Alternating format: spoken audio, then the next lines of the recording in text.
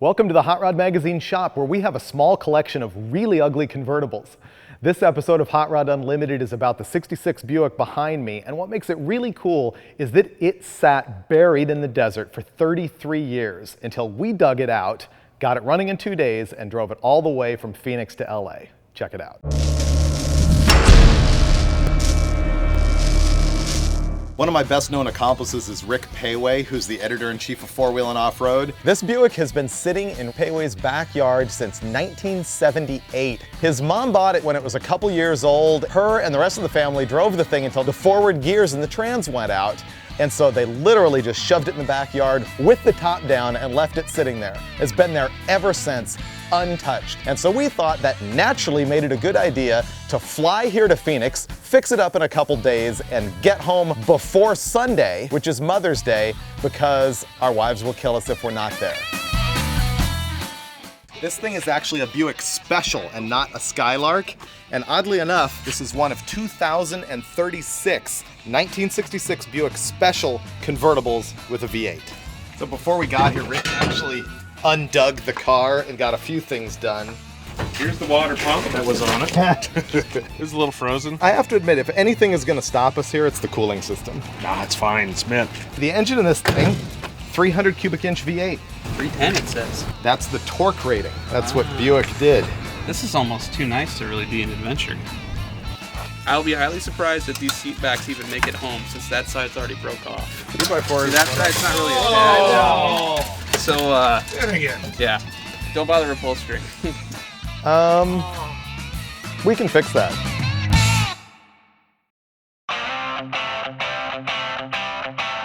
Wow, nice floorboards in the back. Some Legos. I think the market research really failed when they named these shock absorbers. They're the Delco Pleasurizer. The bummer is that Rick actually had this running before we got here so that we know it runs, but this will be the first time we've seen it. Fired up! Mint! It's flawless. Flawless. It's not smoking. It doesn't smoke. Did I sell you a smoking car? Okay, it's steadily pouring gas. Fuel pump's leaking. It's like swedged together, two metal pieces, and the seam is just sort of weeping onto the ground. That's why we have an electric fuel pump.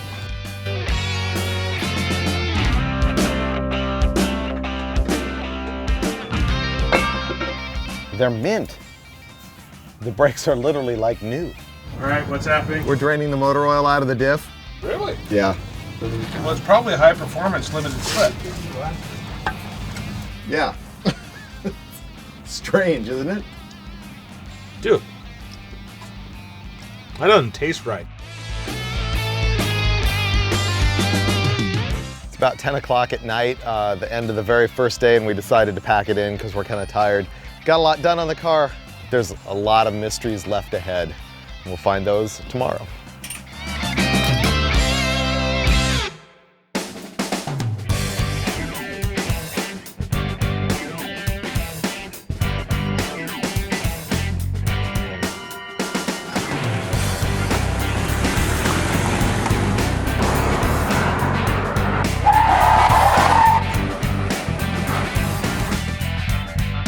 You like it?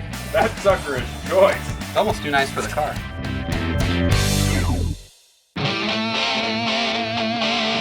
Taking apart the brakes, and I'm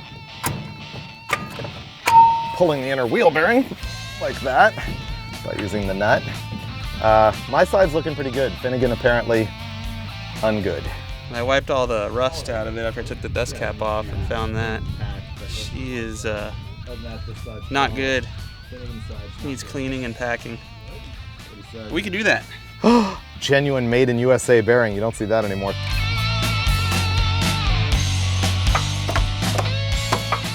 Got it. Oh! Miss Pewe had a lead foot. Look at that. Oh yeah. Oh. Fail. I vacuumed most of the floor out of it. That's one hell of a shop vac. Sucked the whole floor out of the car. We couldn't find a rear diff gasket, but Velcro sells this stuff. You can make your own.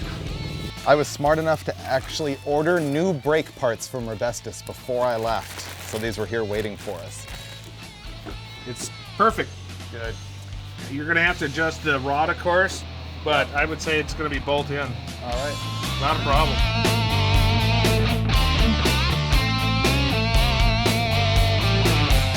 That is a wrap on assembling the brakes. The thing is, we don't yet know if the wheel cylinders leak yet or not, so I'm not gonna finish this all up until we get the master cylinder on the thing, try and bleed it, and see if we pop all the seals out of it or not. What are you looking for the floor? Stop sign.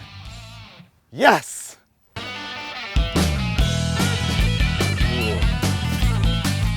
Yeah, that's only gonna cover this side, really. Whoa! That's for this side. Like a glove. We have ignition. And we have fuel pump. Ready? Money.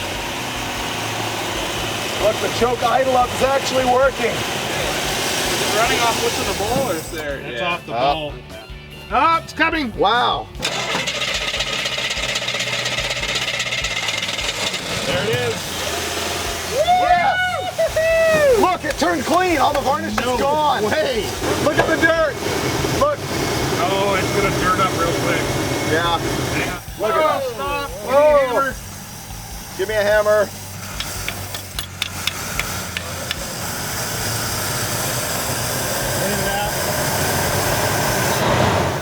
Sounds funky. Boy, that was close. Woo, that was close. Woo. Good thing we know what we're doing there. The needle and seat stuck and it started to overflow the float bowl, at which point most people would panic and have a fire, but we knew what to do, which was to hit it with the jack handle. Did you notice the well-orchestrated coordination? Because Rick and I have been here before. See, I went straight to keeping it running while the gas was guzzling down the carburetor, and he went straight for the implement of bashing, like a well-oiled machine. What we did is basically get the brakes working. They self-bled. We didn't even have to open a single bleeder screw. And we vacuumed the floor out of the car, and we got fluid in our new transmission. We got it running. We got fluid in the rear end. It's virtually restored. We'll see if we can drive it tomorrow. Our floor has a little more ventilation than I normally like, you know, even in a convertible. So, $20 grinder from Harbor Freight with a cutoff wheel, cut all the rust out, and then we're gonna bend up a not stolen stop sign to fit the floor. We'll tech screw it in, dialed.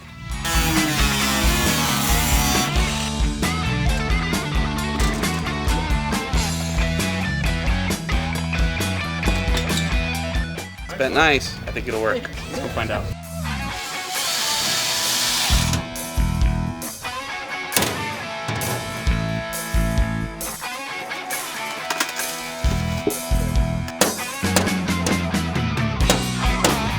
Now we just have to throw our seat in it, make sure that the electrical system works. We don't have any brake lights or headlights right now, and then I think we're ready for a road test. Oh, yeah! Look at the action on that baby. Got to put on the hubcaps. Looks ghetto without them. Ignition, clear. Got it. It moves! Yes!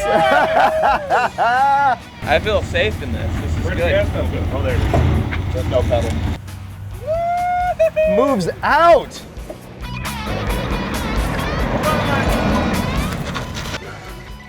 Yes! Utterly flawless! Flawless. Wow. This is a thing of beauty. I told you. When I sell you a bad car. Wow. Oh, that was awesome. To drive this car again after 34 years. Yep. This is just a feel-good car. I mean, chicks dig you when you have this. Okay. Yes. We just made the glorious maiden voyage. It's time for some celebration.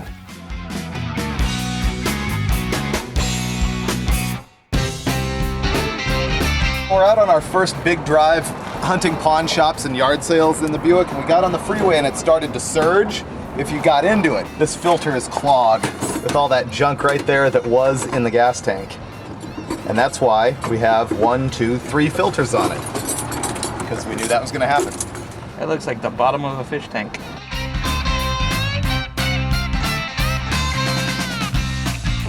sir. Yeah. On happier. On to more adventure.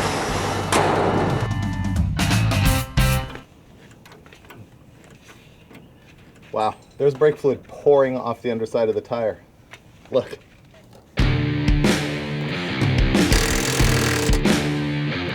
The thing that makes me dumb and lazy is that I anticipated the brakes being junk on this thing.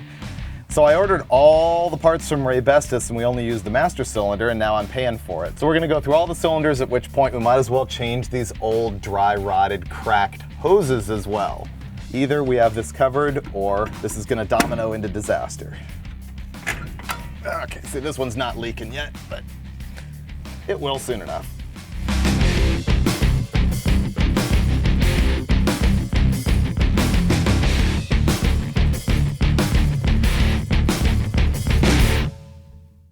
Finally, we got this 66 Buick convertible ready to hit the road after it had been parked in that backyard for 30 years. Here we go. See ya!